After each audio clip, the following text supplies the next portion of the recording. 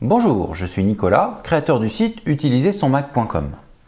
Nous allons passer quelques minutes ensemble afin de comprendre pourquoi le défilement de la souris ou du trackpad s'effectue certaines fois à l'envers par rapport à vos habitudes.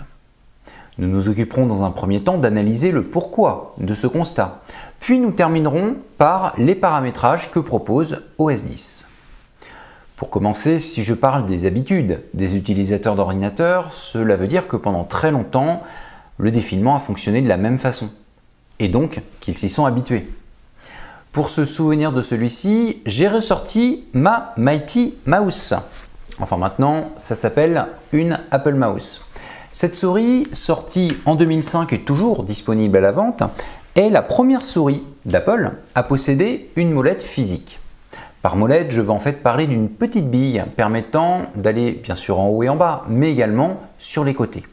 J'ai pris exprès cet exemple pour justement ne pas me retrouver tout de suite face à une surface tactile, comme sur la dernière souris sans fil d'Apple, la Magic Mouse, ou tout simplement comme sur n'importe quel trackpad. Mais maintenant que les présentations sont faites, allons voir ensemble ce que cela donne avec les anciens réglages de défilement. Pour cela, je vais ouvrir une page internet, et de préférence un site dont la page d'accueil est suffisamment longue pour ma démo.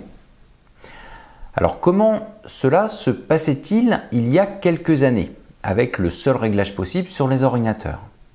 Si vous utilisiez l'ascenseur, donc pas de molette, il suffisait de descendre celui-ci pour justement descendre dans la page, et vice-versa pour remonter. Si vous préfériez par contre le clavier, la flèche du bas permettait de faire descendre l'ascenseur, et donc de descendre également dans la page. Et la flèche du haut permettait l'inverse. Et si j'arrive maintenant sur ma molette, eh bien en fait celle-ci fonctionnait de la même façon. Je descends mon doigt en le faisant glisser le long de ma petite bille, et donc la page descend comme pour l'ascenseur et la flèche du bas. Et si je remonte mon doigt, direction le haut de la page. Imaginez maintenant que vous ayez le réglage de base d'un Mac actuel, celui qui pose quelques soucis à certains utilisateurs. Je baisse mon doigt en le glissant sur ma molette et je remonte dans la page. C'est le résultat inverse par rapport à tout à l'heure. Pourquoi Apple a effectué ce changement dans les paramétrages du défilement? Eh bien tout simplement parce qu'en 2007, il y a ça qui est sorti sur le marché. Ça, c'est l'iPhone. Je ne vous parle bien sûr pas de mon iPhone 5 en particulier, mais de la gamme iPhone en général. Et comment fait-on défiler une page sur un iPhone? De la façon la plus naturelle possible. Le contenu de l'écran suit le mouvement de votre doigt. Donc si je descends mon doigt, le contenu descend et je remonte donc dans ma page.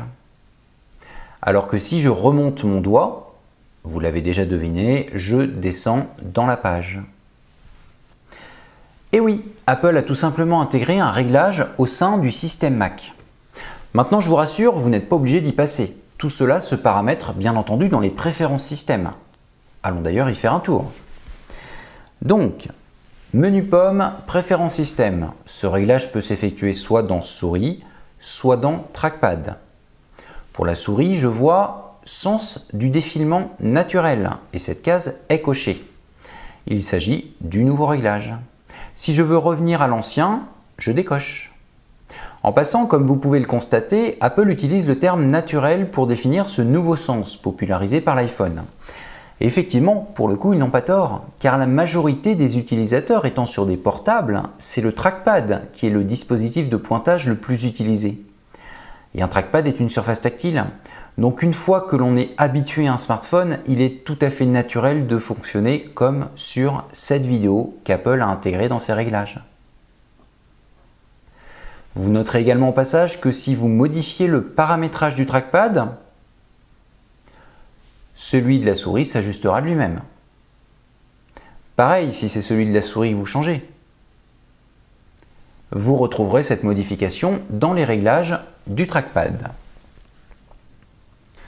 Ça y est, vous savez dorénavant pourquoi votre défilement de page n'est pas forcément celui que vous aviez l'habitude d'utiliser. Et si c'est le cas, vous connaissez désormais la méthode pour le changer. Je la résume d'ailleurs rapidement. Dans les préférences système de la souris ou du trackpad, vous avez une option « Sens du défilement naturel ». Si elle est cochée, c'est la nouvelle méthode. On fait défiler les doigts de haut en bas pour remonter dans la page et de bas en haut pour descendre dans celle-ci. Et si elle n'est pas cochée, c'est l'ancienne façon de procéder. On fait défiler les doigts de haut en bas pour descendre dans la page et de bas en haut pour remonter dans celle-ci. Cette vidéo est finie et j'espère qu'elle aura permis de réconcilier la plupart d'entre vous avec le défilement d'OS X. Je ne vais pas m'attarder plus longtemps et je vous dis à très bientôt pour de nouvelles astuces Mac ou iPad iPhone.